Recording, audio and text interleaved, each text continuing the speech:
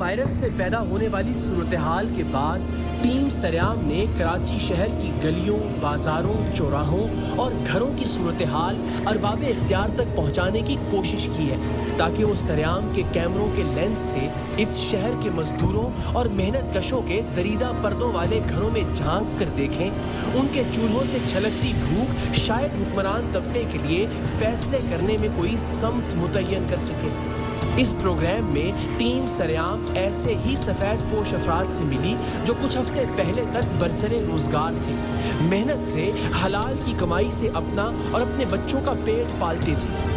Online taxi और motor bike चलाने वाले भी ऐसे ही सफ़ेद पोश हैं जिनकी कमाई का जरिया अचानक उनसे छिन गया और वो ऐसे खुददार कि किसी के आगे हाथ भी नहीं फैला सकते। अस्सलाम वालेकुम, कैसे आप? खैरियत से हैं? ठीक ठाक हैं?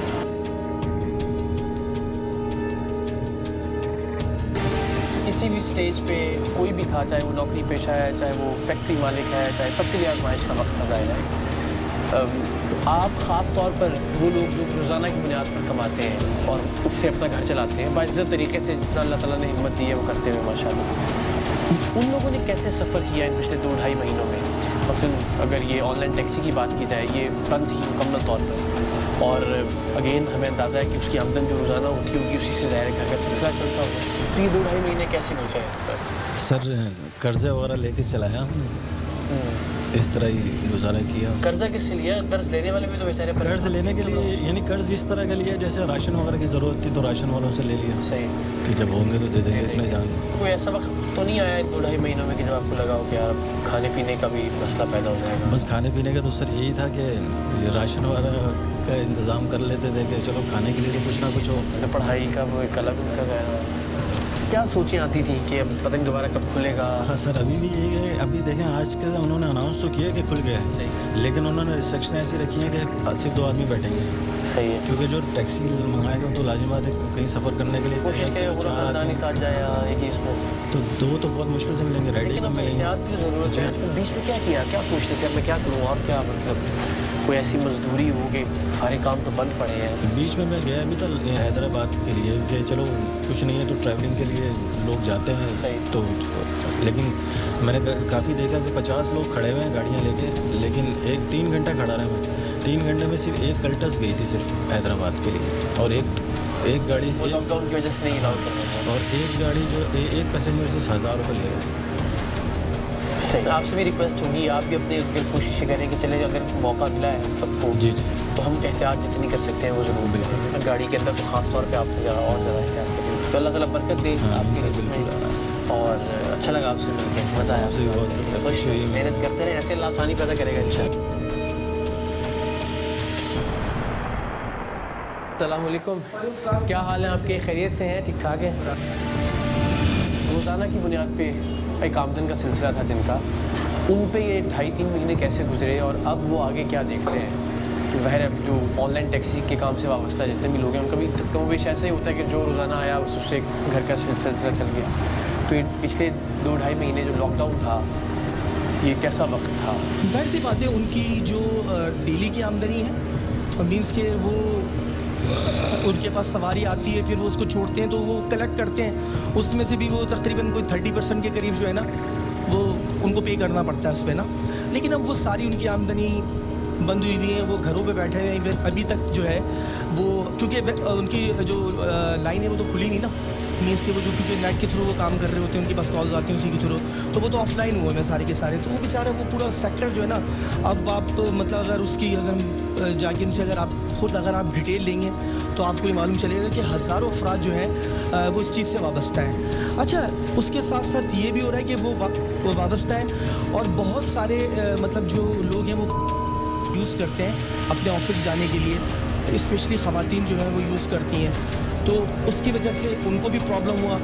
बाज़ लोगों को जो है ना वो उनकी जो है ना वो नौकरियों से निकाल दिया गया है, किसी को पहुँच नहीं। हाँ नहीं, तो हाँ कोई ऑप्शन नहीं ना, वो मतलब उनके पास कोई ऐसी चीज़ ही अवेलेबल नहीं है सवारी जिसके ज़रिए वो जा सके ना।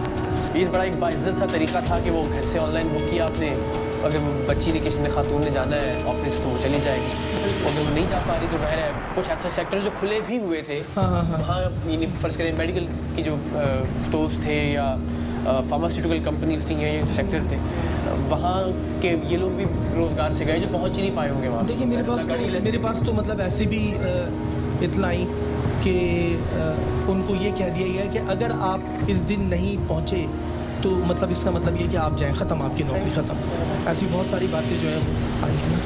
तो ये ज़ाती तौर पर आपका एक्सपीरियंस कैसा था पिछले 3 महीने? ज़ाहिर हम में से किसी ने भी ज़िंदगी में ये तसव्वुर नहीं किया था कि ऐसा लॉकडाउन हो जाएगा और एकदम से बिल्कुल सब कुछ भी आप कमाने की।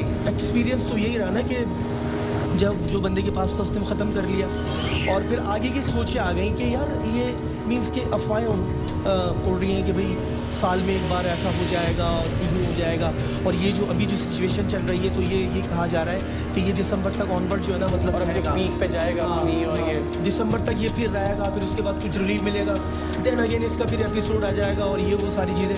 तो वो सोच के तो जाहिर सी बात है इंसान का तो दम ही निकल रहा है। इंशाल्लाह उम्मीदें तो अच्छी हैं, इंशाल्लाह अल्लाह बेहतर करेगा। हम अपने आप को बेहतर कर ले तो सारी चीज़ें इंशाल्लाह बेहतर हो जाएंगी। चलिए, थैंक यू जी। ट्रक अड्डों पर लोडिंग अनलोडिंग का काम करने वाले मजदूर बला की मेहनत करते हैं। मजदूर का लफ्ज दहन से निकले तो जहन में इन्हीं अफराद का तस्वुर उभरता है। कराची की मियांवाली कॉलोनी का सैयद साजिद एक ऐसा ही मेहनतकश है। गुज़श्ता 2-2.5 महीने उस पर कैसे बीते, आइए उसी से।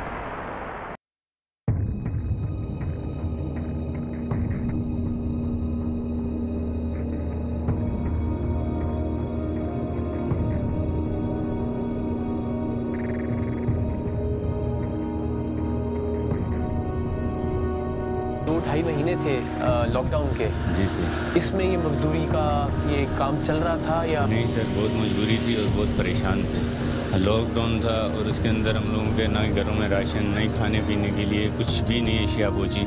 जो हम लोगों से शनाख्ती कार्ड की फ़ोटो कापी भी लेके गए, उन लोगों ने भी हमारे साथ कोई ताउन नहीं किया, किसी ने भी। हम अपनी मदद थे आप के से एक दूसरे से कर्ज लेके अपना गुजारा बसर किया, जिस तरीके से किया मजबूरी के तहत किया। हम लोगों को ना ही घर से नीचे बाहर जाने दे रहे थे, जबकि ये आपने देखा गली में से आए आप, इन गलियों पे भी पुलिस वाले खड़े थे। हमारे कोई बड़ी सख्ती से हम लोग नीचे नहीं जा सकते थे, हम ऊपर ही यहाँ पहाड़ी के साथ बैठ के। यहाँ तो सीधी सड़कों पे राशन नहीं मिला, जो मेन इलाके थे वहाँ तक राशन नहीं पहुँचा। यहाँ पहाड़ी पे कौन राशन पहुँचाता? जी सर, यही बात मसले है। ये तो बड़ी बदकिस्मती की बात सर। जो जिन लोगों ने ले के भी गए उन लोगों ने वापस हमें किसी किस्म का भी जवाब नहीं दिया कि आप लोगे कुछ रहे आपके पास या नहीं। मजदूर की जब हम बात करते हैं या लोडर जिसे कह लें आप, या एक तो मेरे दिल में तो बड़ा है, जब भी मैं मजदूर का नाम लेता हूँ तो बड़ा एक एहतराम वाला एक शख्स जो मेहनत मजदूरी करके रिज़्क़ हलाल कमाता है अपने बच्चों के लिए, अपने घर के लिए। लेकिन साथ साथ ये भी जहन में आता है कि वो दिहाड़ी पे काम करेगा, जितना काम करेगा उतने उसको पैसे मिलेंगे, और वो उतने ही पैसे मिलेंगे कि बस वो उस रात का शायद खाना पूरा कर सकता हो, और अगले दिन फिर दोबारा से काम पे जाना है, और अगर नहीं जाएगा खुदा न खाफ्ता तो फाक़े की नौबत भी आ सकती है घर में। तो ये 2-4 दिन का तो किस्सा ही नहीं था, ये तो 2-4 महीने की बात हो गई। जी, तो वो इसमें ऐसा भी हुआ है कि जो बीच में हम लोगों ने रोटी नहीं भी खाई, अपने बच्चों को बड़ी मुश्किल से अपने हिस्से की भी उठा के उनको देनी पड़ी कि चलो हमारे बच्चे खा लें, हम वहाँ पे अब भूखे रह जाएंगे। हम 2 मियाँ बीवी हैं, तो दोनों इस तरीके से मेजर करके हम लोगों ने अपना घर का गुजर बसर किया। हमने किसी से हाथ नहीं मिलाया, यानी कि ये नहीं है कि हम भाग दौड़ में लाइन में लगना। आपको पता है आजकल वैसे ही डंडे मारो, पुलिस वाले डंडे मारते हैं, लाइन में नहीं खड़ा। सलाम, कैसे आप हैं? खैरियत से? माँ बाप तो कहते हैं ना, मैं हमेशा ये बात करता हूँ कि वो माओ को गर्दन की बोटी हमेशा पसंद होती है, जो मुर्गी के गोश्त में। तो अब जब बड़े हुए तो समझ में आया कि असल में माँ को गर्दन की बोटी पसंद नहीं होती। वो अच्छी बोटियाँ सारी कोशिश करती है कि अपनी औलाद में तकसीम कर दे, और आखिर में हो चुके वो गर्दन ही की बोटी बच जाती है, तो वहाँ बस वो सारी ज़िंदगी ये कहते हुए गुजार देती है कि मुझे ये बोटी पसंद है। जब ऐसा टाइम आ जाएगा तो वो गर्दन की बोटी भी नहीं मिलेगी, वो भी नहीं मिलती। हाँ, लेकिन वो इससे अंदाज़ा होता है कि कुर्बानी इस तरह देते हैं माँ बाप अपने बच्चों के लिए। तो बहन, ज़ाहिर है हम मुश्किलात की बात कर रहे हैं, जो भी वक्त सभी ने मुश्किल देखा, चाहे कोई मिल मालिक था या चाहे मजदूर था, सभी ने तकरीबन एक ही जितना मुश्किल टाइम देखा, सब पे आजमाइश आई। लेकिन ये रमज़ान ख़ास तौर पर, फिर ईद भी थी ऐसे वक्त में कि जब ज़ाहिर दिहाड़ी नहीं लग रही है, मजदूरी नहीं मिल रही है, ख्वाहिश है, मेहनत करने के लिए तैयार भी हैं, लेकिन काम ही नहीं आगे। तो ये रमज़ान ख़ास तौर पे कैसे गुजरे आपकी सहरियाँ, इफ्तारियाँ, ईद का? क्योंकि बच्चों ने तो ये तो बहुत मुश्किल से और बहुत उससे हम लोगों ने गुजारे हैं। और आपको ये जो है 3 महीने से जो लगा हुआ है लॉकडाउन, तो इसकी वजह से हम बहुत मुश्किल में अभी तक 3 महीने तक किराया नहीं दे पाए। इसका किराया क्या है? सर इससे 5,000 रुपये रेंट इस पहाड़ी के ऊपर आके आप और ये देना ही देना आपने? जी सर, वो दे देना, रोटी मिले या नहीं मिले, खाना मिले या नहीं मिले, वो हमने देना है। हमारे को हुक्मरानों पे या किसी पे शिकवा नहीं है, लेकिन हमारे हुक्मरानों का ये काम था कि हमारे घरों तक हर चीज़ पहुंचा सकते थे। क्योंकि जब शनाख्ती कार्ड बनाने जाते हैं हम लोग, तो हमारे घरों का लिखा जाता है कि आप मालिक मकान है या किराएदार। जब हम किराएदार लिखाते हैं तो वो शनाख्ती कार्ड ऑफिस में हर चीज़ मौजूद होती है। और वैसे भी जो चीज़ आप ले रहे हैं उस पर टैक्स दे रहे हैं, साबुन से लेके बिजली से हर चीज़ पे आप, तो ये आपका हक है कि जब मुश्किल वक्त आए तो फिर हुकूमत जो है वो आपका साथ देना चाहिए। अभी चीनी 95 रुपये किलो है, हालांकि इतने लॉकडाउन के अंदर भी 95 रुपये किलो। कौन गरीब आदमी कैसे चाय पिएगा, कैसे खाएगा? ये कोई गरीब की मिठास नहीं रहने दे रहे, कुछ भी नहीं। यानी कि उसको गरीब को और मारने के चक्करों में कह रहे हैं कि गुर्बत ख़त्म हो जाए, गरीब मर जाए। तो गुर्बत ख़त्म नहीं हो सकती है, क्योंकि गरीब की जब दिहाड़ी नहीं लगेगी तो गुर्बत ऑटोमेटिकली ख़त्म होगी। उसके बच्चे भूखे मरेंगे तो वो अपने बच्चों को खिलाएगा तो खुद भूखा मर जाएगा। तो जब खुद भूखा मरेगा तो फिर बच्चे भी आहिस्ता आहिस्ता मरते जाएंगे जब उनको कुछ नहीं होगा।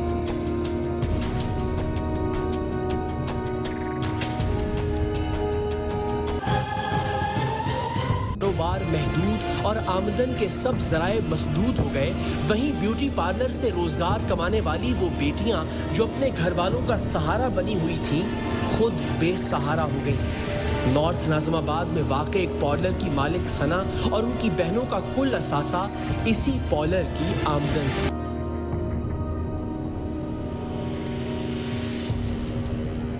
कब से ये दोबारा रीओपन हुए पार्लर्स? हम लोग ने रमज़ानों से किए, ठीक है। हालांकि अलाउ तो है नहीं, लेकिन फिर भी हम लोग कर रहे हैं, क्योंकि जाहिर सी बात है घर में कोई है ही नहीं कमाने का दूसरा कोई और नहीं। अबू हैं, उनका एक्सीडेंट हो गया था, KBT में जॉब करते थे, तकरीबन 15 साल हो गए मई में उनका। तो बस अब वो जब से ये लॉकडाउन चल रहा है, बड़े बुरे हालात ही चल रहे हैं, सभी के चल रहे हैं, हमारी के सभी के चल रहे हैं तकरीबन। मतलब ख़ास तौर पे हम अगर उन पेशों की बात करें ना जो तकरीबन रोज़ाना कमाते हैं, और रोज़ाना तो पार्लर में भी ज़ाहिर है वो एक ऐसा। वैसे तो भाई, हम लोग का भाई तो कोई है ही नहीं, हम लोग सारी बहनें ही हैं, माशाल्लाह से 9 बहनें हम लोग। 2.5-3 महीने ये टफ ही गुजरा है, आपको भी अंदाज़ा होगा किस तरह से गुजरा है। अब यहाँ ये हम लोग का रेंट का है, तो इनके जो ऑनर है वो भी हमें तंग कर रहे हैं कि रेंट दें, बड़ी मुश्किलों से उनको करके रेंट दिया। अब सीज़न का टाइम था, सीज़न पे भी जो अर्निंग होती है जिस तरह की वो भी नहीं हुई। उस साल भर का उसमें कसर निकल जाती है जी, उससे सब कुछ हो जाता है, लेकिन वो जिस तरह से काम आना चाहिए, जिस तरह से वर्किंग होनी चाहिए, उस तरह से हुई नहीं है। तो आपके साथ कितने लोग यहाँ काम करते हैं? जो हम 3 होते हैं और हम तीनों बहनें ही हैं। तीनों बहनें जी, हमने भी सोर्स ऑफ इनकम इसका मतलब यही था जी। टोटली हमारी जो इनकम और सोर्स है यही है। अभी आप क्या एहतियात कर रही हैं कम से कम अपने पार्लर के ऊपर कि अगर कोई आता है तो उसके लिए क्या? स्प्रे, सैनिटाइज़र है, ग्लव्स वगैरह है, बाकी खुद लोग एहतियात कर आते हैं, सारी चीज़ें यूज़ करते हैं। और यहाँ जो चीज़ें सैनिटाइज करके जी सब कुछ, पफ वगैरह तो हटा ही दिए तकरीबन, सही वो तो ख़त्म ही कर दिया। कॉटन वगैरह यूज़ करते हैं, टिश्यू कॉटन जो डिस्पोजेबल है, आपने यूज़ किया और यूज़ करके जी वो फेंक दिया। बिल्कुल सही, अच्छी बात है। चलें, कम से कम ये कि अब इस सूरत हाल में हम सब की जिम्मेदारी भी ज़रा ज़्यादा बन गई है कि हम काम तो करें, ठीक है, अगर हुकूमत ये अलाउ कर भी रही है, क्योंकि मीडिया पर तनकीद होती थी, अगर वो कहता था कि लॉकडाउन करें तो भी तनकीद होती थी, कोई कहता है कि जी आप तो नहीं, हम लोग यही टॉपिक चल रहा होता है। अगर शुरू में ही हम लोग कर्फ्यू पे चले जाते तो इतना बढ़ता नहीं, आए दिन यही सुन रहे हैं कि कोरोना इतना फैल रहा है, इतने मरीज़ फैल रहे हैं, इतनी तादाद लोग की बढ़ रही है। पहले हम कह रहे थे कि यार हम पिछले कोरोना का मरीज़ देखा है, अब तो अपने इर्द गिर्द हमारी जो फर्टेनिटी है, जो जर्नलिस्ट हैं, एंकर्स हैं, उनके अंदर कोई 10-12-15 लोग हैं जिनमें इसकी तशख़ीस हुई है कोरोना की। तो इसका मतलब है कि ये रियल थ्रेट तो है, मौजूद तो है, तो एहतियात करनी है। एहतियात तो करनी है, हर हाल में करनी है, अल्लाह की तरफ से आजमाइश है, अब क्या कर सकते हैं, एहतियात ही अब सब कुछ ही है हल इसका। आपको क्या लगता है बहैसियत कौम इस सारे क्राइसिस के अंदर लोगों ने एक दूसरे की मदद ज़्यादा की या लोगों ने अपने आप को ज़्यादा सेव करने की कोशिश की? लोगों ने मदद भी की, लेकिन कब तक करेंगे? सारी बात वहीं आ जाती है ना, अगर पैसा इंसान के पास है तो वही करेंगे मदद, क्यों नहीं करेंगे? आखिरी हद तक करेंगे, जितना होगा कर। मेरे पास भी अगर इतना होगा तो मैं तो करूँगी, क्योंकि मेरे खुद रिलेटिव ऐसे हैं जो जाहिर सी बातें परेशान हैं, उनके पास नहीं है। थैंक यू सो मच, बहुत शुक्रिया और सलाम है आपको और आपकी हिम्मत। आज के सरेआम को टीम सरेआम ने 2 दिनों में रिकॉर्ड किया है और इन 2 दिनों के दरमियान एक ऐसा वाक़या भी हुआ कि जिसे मेरी राय पर असरअंदाज होना चाहिए था। एक ज़ाती मामले में एक फैमिली मेंबर के साथ रात भर हम कराची शहर के अंदर अस्पतालों में बेड तलाश करते रहे और सूरत हाल ये थी कि कराची के अस्पतालों में बेड का मिलना इंतहाई मुश्किल हो गया था। लेकिन इसके बावजूद मैं ये समझता हूँ कि ना तो मुकम्मल लॉकडाउन मसले का हल है और ना ही मुकम्मल तौर पर खुली छूट दे देना मसले का हल है। यही वो वक्त है जब वफाकी हुकूमत और सिंध हुकूमत दोनों की गवर्नेंस की आजमाइश और इम्तिहान का टाइम है। टास्क फोर्स बनाइए, हर तबके के लिए, हर शोबे के लिए, हर शोबे और तबके के लिए अलग SOPs का क़याम अमल में लाया जाए और वही टास्क फोर्स उन SOPs पर अमल दरामद को यकीनी बनाए और जिन शोबों के बारे में हुकूमत की ये राय है कि इन्हें किसी भी तौर नहीं खोलना चाहिए, उनसे वाबस्ता अफराद के घरों में राशन पहुँचाने या उनकी ज़िंदगी चलाने के किसी न किसी सिलसिले का इंतज़ाम भी हुकूमत की जिम्मेदारी है। वैले पार्किंग पर भाग भाग कर आने वाले मेहमानों की गाड़ियां पार्क करना और फिर जाते हुए गाड़ी बहिफाजत मालिकान के हवाले करके दरवाजा बंद करके खुदा हाफिज कहने वाले ड्राइवर्स की कमाई बस वही 100-200 होती है जो मेहमान खुशी से उन्हें दे जाएं। वैले पार्किंग के काम से वाबस्ता ड्राइवर्स भी पिछले 2.5 महीने से बेआसरा हैं। माना कि अभी इवेंट्स की इजाज़त नहीं दी जा सकती, सिनेमाज नहीं खोले जा सकते, रेस्टोरेंट या शादी हॉल्स खोलना मुमकिन नहीं, लेकिन इन लोगों की मदद का कोई मैकेनिज्म तो बनाना चाहिए था।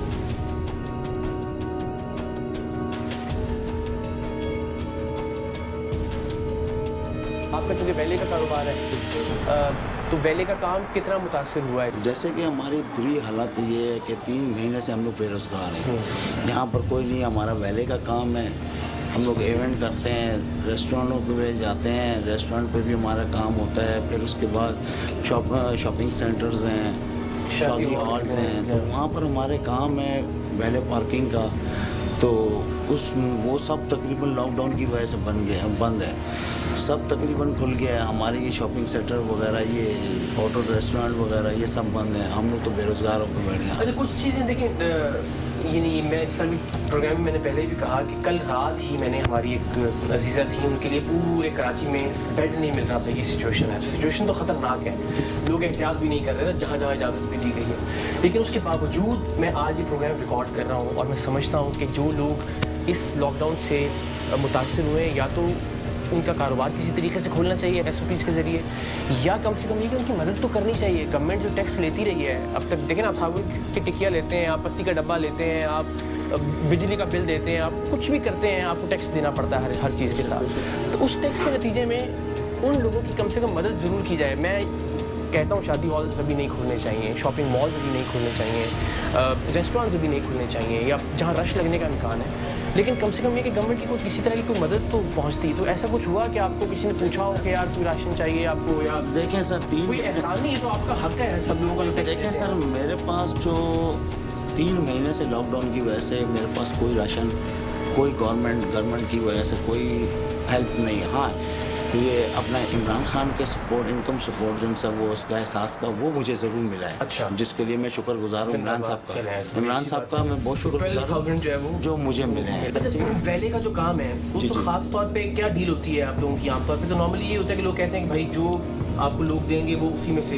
जी बिल्कुल बिल्कुल बिल्कुल। किसी ने 100 रुपये दे दिए, किसी ने हमारे हम एक्सरे करते हैं यार। जी मतलब है कि सर हमारे पास जो सा वैले का जो है, हमारे कोई ना सैलरी होती है ना हमारे कोई चार्जेस पे होते हैं। हमें जो भी है कस्टमर, हमें जो भी गेस्ट हमें अगर वो टिप दे दें तो वेल एंड गुड। वो भी इवेंट हो, इवेंट, जी हाँ बिल्कुल इवेंट होता है हमारा। जैसे कि अपना किसी रेस्टोरेंट में हो गया, रेस्टोरेंट में चल रहा है, या शादी हॉल में इवेंट हो गया, शॉपिंग सेंटर में, तो हमें टिप वगैरह जो भी मिलती है तो हमारी अच्छा है। अल्लाह का शुक्र है कि उसमें हमारा नहीं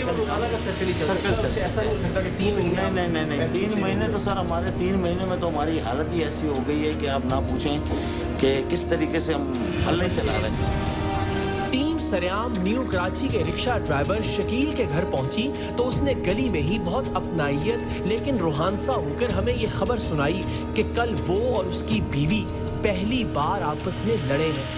हालत ये है कि बच्चे के दूध का जो पैकेट वो एक ही बार में उसे दिया करते थे, अब उधार मांगकर वो पैकेट 3 बार में तकसीम कर दिया जाता है।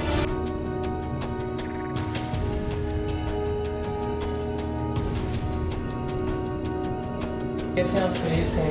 यार कोई मदद की है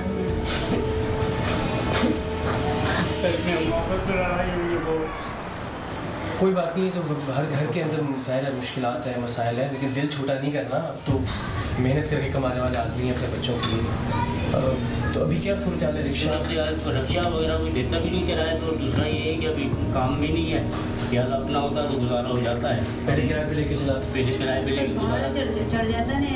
कभी रिक्शा ख़राब भी तो हो जाता है, कभी CNG बंद होता है तो भाड़े वाला कितने भाड़ा होता है टाइम पे, उसको तो टाइम पर भाड़ा चाहिए ना। तो पीछे भाड़ा दे देते तो हमारे घर का खर्चा नहीं चल पाता। नौकरियों में कह रहे हैं कि आज ही तनख्वाह देंगे आपको 7,000 6,000, बच्चों का ऐसा काम नहीं आता है ना। क्या सोचते हैं क्या हो जाए? अल्लाह करे सुबह जब रात को जागें और सुबह कोई क्या अच्छा बदल काम मिल जाए तो चलो हाथ पे सलामत है, काम कर लेंगे तो खुद ही सब चलेगा। पर काम नहीं मिल रहा है ना, इन्हें सही काम नहीं होता है। कोरोना ने जो डिस्टर्ब किया लोगों को, बड़ा मसला पैदा कर दिया उसके लिए। यकीन माने इंसान खाने को तरस गया, कुछ भी नहीं खिलाता। एक सीरीज खरीद के लाता हूँ, 3 दफ़ा खिलाता हूँ। जब रिक्शा चला रहे थे ये लॉकडाउन, जब माशाल्लाह अल्हम्दुलिल्लाह मेरे बच्चे मेरी कमाई से ही जो भी है, अल्लाह ताला का शुक्र गुज़ार फंस गया था कि बस वक्त आ गया। बहुत सारे लोगों पे आया, कोई बात नहीं, अल्लाह मालिक है। बस एक तो ये सोच के तसल्ली दें कि आपने कभी भी इससे पहले जब तक अल्लाह ने ऑप्शंस दिए हुए थे, आपने अपनी क़ुव्वत बाजू से अपने बच्चों को पाला है माशाल्लाह। आपने किसी के सामने हाथ नहीं फैलाया। और अब भी बहुत सारे लोग इस आजमाइश में अल्लाह निकाल दिए, आपस में लड़ाई झगड़े की ज़रूरत ही नहीं है। कोई ऐसा 2-2.5 महीने में वक्त आया कि जब बच्चे खुदा न ख़स्ता आपको लगाओ कि अब तो रात खाने के लिए यकीन माने आया है, तो अल्लाह का रसूल गवाह आया है खाने के लिए कुछ। हाँ, लेकिन वो अल्लाह ताला की तरफ से कहते हैं कि सुलाता नहीं है भूखा, वो बाखुदा अल्लाह ने बनवाया है। और उसी रात को तकरीबन 2:30 से 3 बजे मेरे पास एक ने कहा मुझे भाई ये राशन ले आओ, खुदा की कसम। अल्लाह ताला अल्लाह राज़िक़ और मालिक तो है ना, परवरदिगार, उस पर यकीन करने वाले से मिला था। क्या करें, सलामत है।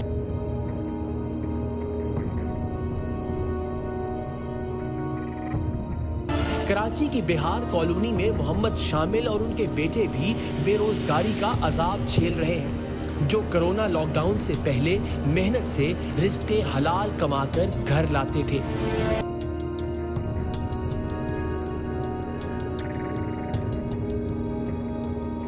कैसा वक्त था 2-2.5 महीने का? बहुत बीच में एक कठिन दिन भी गुजरा, ऐसा कि मेरे यहाँ पे पानी के इलाके में बड़ा मसला, जिसकी वजह से टैंकर भी डलवाना बड़ा मुश्किल हो गया था मुझे। और उसके अलावा ये भी मसला हुआ मेरे को बीच में कि राशन तक की प्रॉब्लम हुई। इतनी प्रॉब्लम हुई क्योंकि माशाल्लाह मेरे 6 बच्चे हैं, हम यहाँ भी 8 अफराद हैं।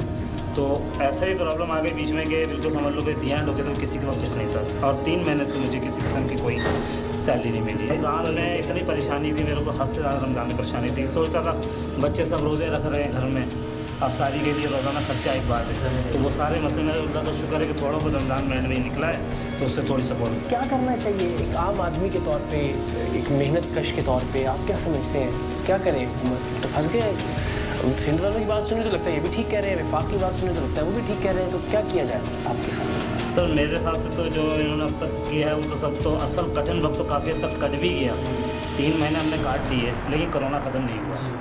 3 महीने हमने काटे, लेकिन अगर ये शुरू में 15 दिन सख्त तरीन बंद कर देते या 20 दिन बंद करते सख्त तरीन, हो सकता था कि हम इस पोजीशन में आज अब और बढ़िया मज़ीद स्लो कर करके 3 महीने गुजार के परेशानी भी चला के परेशानी बढ़ गई है। तो इसमें तो हमारी हुकूमत भी कुछ नहीं कर पा रही, ठीक नहीं है इसका, डायरेक्शन बिल्कुल भी ठीक नहीं है किसी किस्म का, ना सिर्फ हुकूमत कोई किसी किस्म का डायरेक्शन सही कर पा रही है, ना हमारी हुकूमत कर पा रही है। बहुत शुक्रिया आपकी टीम का भी बहुत बहुत शुक्रिया जो हमारे गरीब खाने तक यहाँ तक आया। ख़वातीन हज़रात, ये था आज का सरेआम, और इस सरेआम के इख्तिताम पर इंतहाई दर्द दिल से हाथ बांध कर आप सबसे गुजारिश कि प्लीज़ कोरोना के इशू को, लॉकडाउन के मसले को अपनी अनाओं का मसला मत बनाइए। अब तो ऐसा लगता है कि खुदा न खास्ता अगर कोरोना के नतीजे में अमवात की तादाद बढ़ गई तो कुछ लोग खुशी से बगले बजाएंगे कि देखें हम नहीं कहते थे कि अगर आप लॉकडाउन नहीं करेंगे तो सूरत हाल ये हो। या अल्लाह करे अगर अमवात की तादाद और केसेस की तादाद कम होना शुरू हो गई तो कुछ लोग दिल ही दिल में अफसोस करेंगे कि इससे तो हमारा मौक़िफ़ गलत साबित हो गया। खुदा के वास्ते पाकिस्तान के लोगों का सोचिए, पाकिस्तान का सोचिए, पाकिस्तान की आने वाली नस्लों का सोचिए। ये किसी भी तरह से एक सियासी इशू नहीं है। लॉकडाउन होना चाहिए या नहीं होना चाहिए, इस पर आपकी राय किसी भी तरह से पीपल्स पार्टी या पीटीआई की राय नहीं है। आपके अपने हालात, अपने इर्द गिर्द के वाक़यात, अपने इर्द गिर्द के लोगों को देखकर आप फैसला कर सकते हैं कि लॉकडाउन होना चाहिए या हमें लॉकडाउन के अलावा SOPs पर अमल दरामद करते हुए कारोबार खोलने की तरफ जाना चाहिए। आखिर में यही दुआ है कि अल्लाह ताला हमारे हुक्मरानों से वो फैसले करवाए, चाहे वो हुक्मरान सिंध के हैं चाहे वफाक के, कि जो फैसले इस मुल्क के लिए बेहतर हों, इस मुल्क के मजदूरों और इस मुल्क के मेहनत कशों के लिए बेहतर हों और इस मुल्क की आने वाली नस्लों के लिए बेहतर हों। पाकिस्तान जिंदाबाद।